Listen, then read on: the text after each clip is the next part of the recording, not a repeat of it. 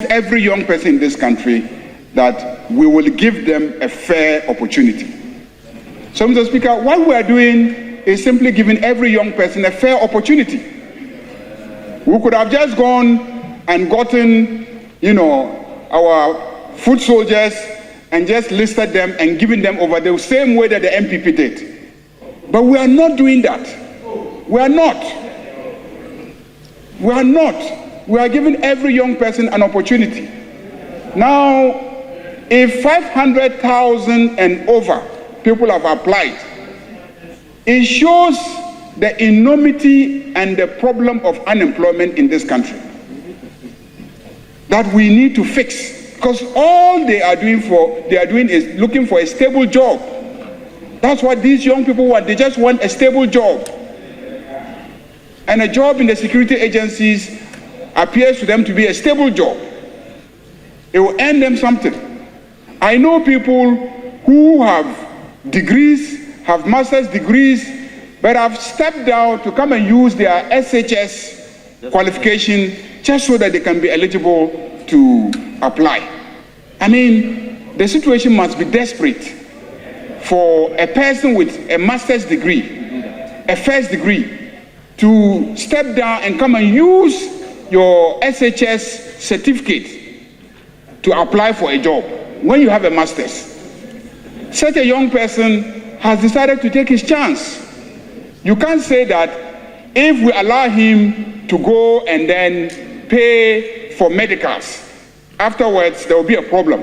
If you ask the young person today, should I allow you to go and pay for medicals and get to the last point, or I should save you from paying the medicals? He will opt to be allowed to go and do the medicals and get to the last point, hoping that he will be among the 5,000 that will be chosen. That's the dilemma that we are confronted with. Who are you going to say that the person should withdraw? Mr. Speaker, I've heard my friends on the minority side mention at press conferences that the Interior Minister should refund. Mr. Speaker, they did the same thing. Advertised, people paid, and they never refunded 1 Ghana cedis to anyone. I have Hansard of this house recording proceedings here when Ambrose Derry was also hauled before this house and asked the same question about refunding to the young people. He did not. He reserved the money. At that time, about 35 million Ghana cedis. It is there. It's in the Hansard. So you cannot be discussing refund now. Let's discuss how we can fix the economy so that jobs can be created for all these young people. If in the last 8 years, every year we're able to absorb 100,000 of them, we won't have the numbers that we're having now. In the last 8 years, if we're absorbing even small numbers, the cost of the cathedral could have recruited. The cost of the cathedral could have established businesses that will employ many young people. The cathedral, how much money did we spend? All the waste, the monies that were spent on COVID, if we had channeled those monies into finishing the one district, one factory initiative, can you imagine how many jobs would have been created? If we had spent that money finishing the Agenda 111, can you imagine how many jobs would have been created? 111 hospitals across the country employing these young people.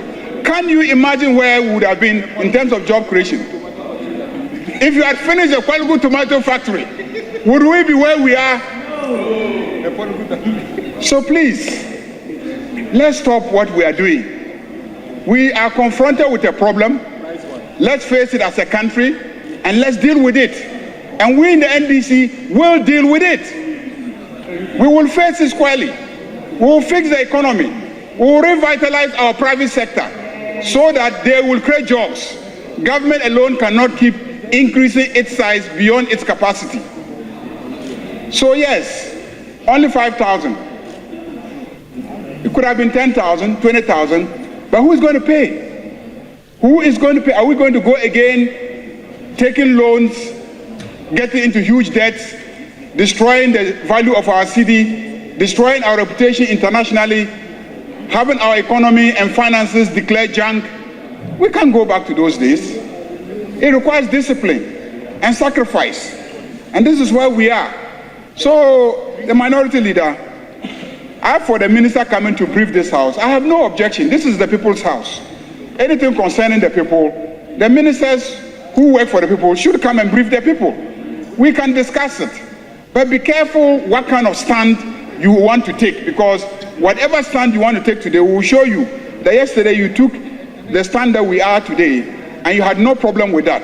You can't all of a sudden overnight change position and say that, money should be refunded. How can money be refunded? Is that a solution? Is the young man looking for the money? The young man is looking for a job. He wants government to create a job for him. And that's what we must be doing, creating jobs. 200 Ghana cedis, if you refund it to him, what is he going to do with it? And why are you more worried about you funding people? Because it is obvious that you are not even concerned about the young people not getting jobs. You are concerned about the idea that they will come to you to ask for money to go and pay for medicals. Because that appears to be your primary concern, that the young people will be coming to you. Please, whenever young people, don't go to him for money. Find your money and go and do your medicals. And give yourself a chance to be employed, to be recruited. Find your own money, because your MP is not willing to give you money.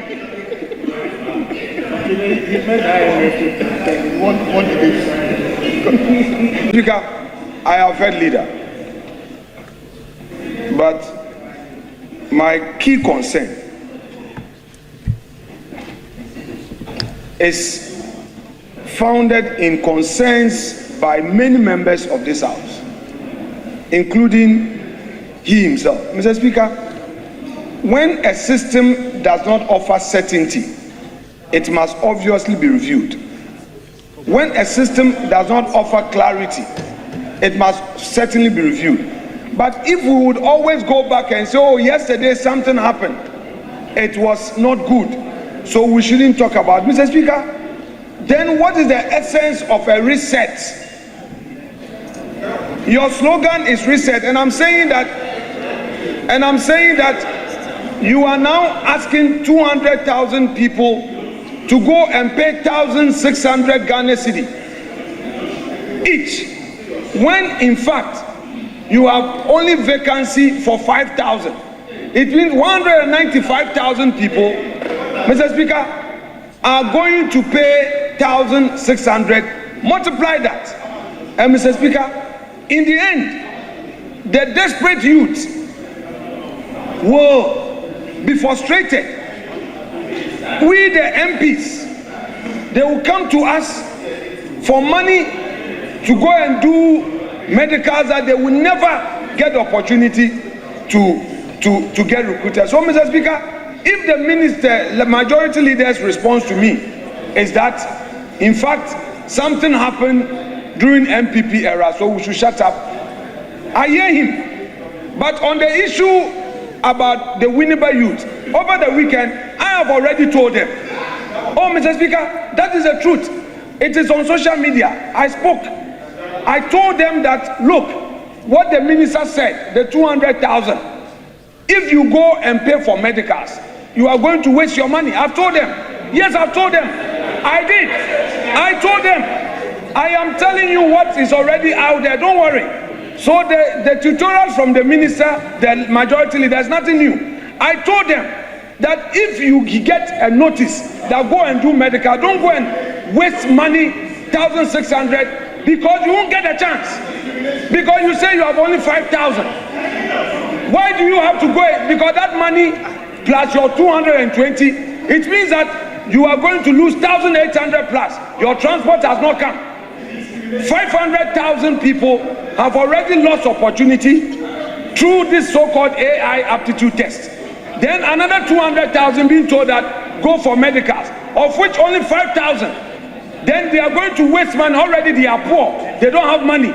Then they are going to borrow.